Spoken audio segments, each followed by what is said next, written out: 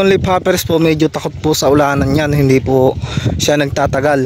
Kaya yung okra, lapitin po ng leaf hoppers yan. So sa tag-araw hindi siya kabe. So ayun mga kagulay, isang magandang hapon. At ngayon po, papakita ko lang po sa inyo itong aming tanim na okra dito sa aming likod ng bahay. So bali mga kagulay ay 3 days na po siya simula nung tinanim. So nagdala na rin pala akong metro para mapakita ko rin po sa inyo kung ano nga ba spacing nung tanim namin ng okra. So dito nga pala mga kagulay yung pinaroto ko noon. At yung dating nakatanim niya po dito ay yung Sultan F1. So yun po yung dating tanim dito. So ngayon po ilang days po namin na tinrabaho yon. So wala lang po masyadong video noon kasi halos dikit-dikit yung ating trabaho. So bali bukas kasi mga kagulay din, andun nga pala ulit ako sa aming talungan at mag-aabono na nga po ako doon. So ngayon papakita ko lang po muna sa inyo tong yung aming tanim na okra dito sa likod ng bahay. So tara mga kagulay, samahan nyo ako.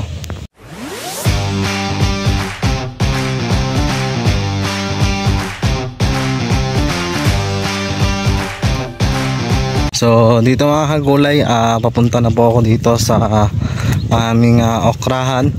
So bali mga kagulay, yung tinanim namin na okra dito ay 5 kilos po yung naubos na buto dito sa okrahan. Ayan, so naka-isang tubig pa lang ito mga kagulay. At siguro sa isang araw pwede na rin siyang paagusan para po magtuloy-tuloy na po yung pagtubo niya.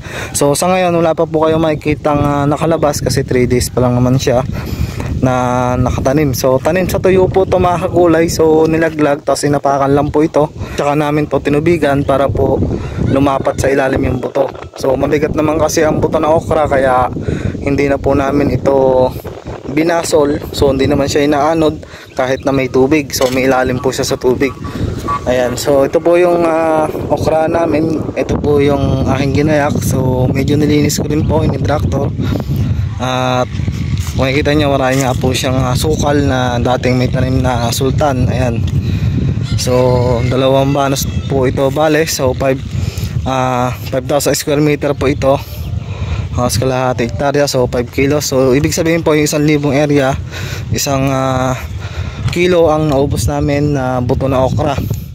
Ayan, so wala na pala yung ano dito. Hinahanap ko yung balot. Wala dito. So baka pinulot ho siguro. Yung balot di ko na makita. Pero lalagay ko na lang po sa screen yung aming variety na okra na tinanim dito.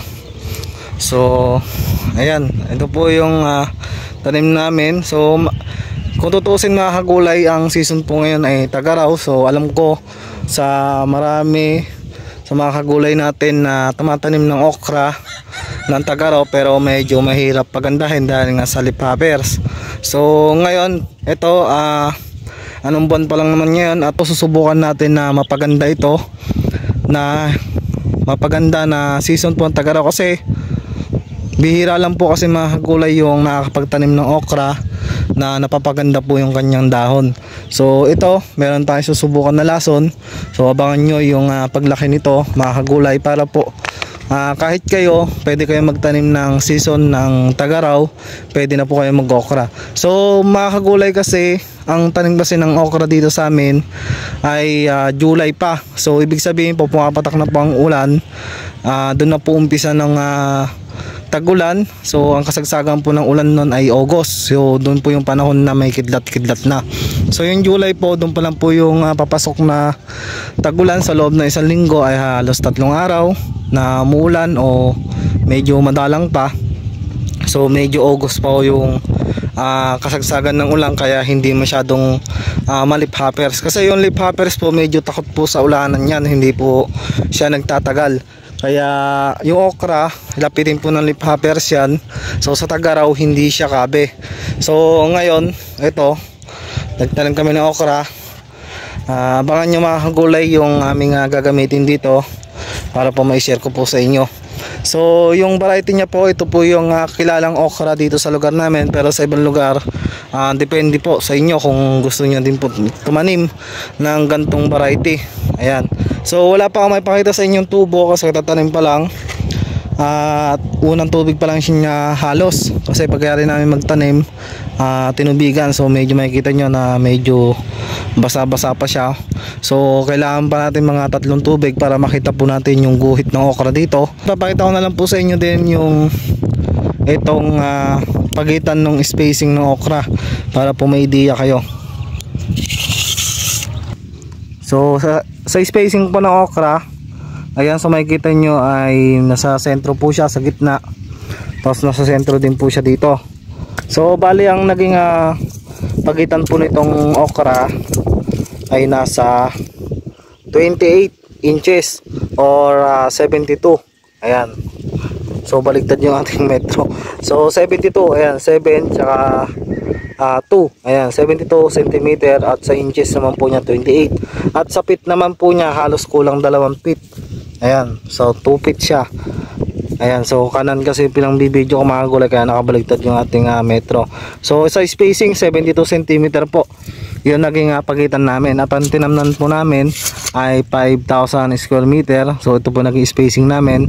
At yung naubos namin punla o naubos namin buto dito ng okra ay 5 kilo. So abangan nyo lang ito mga gulay yung pagtubo nito, at mag-update po sa inyo kung ano po yung aking ibang gagawin dito sa aming okraan. So hanggang dito na lang mga gulay, at sa mga meron pong katanungan mag-comment na lang po kayo dito sa aking video.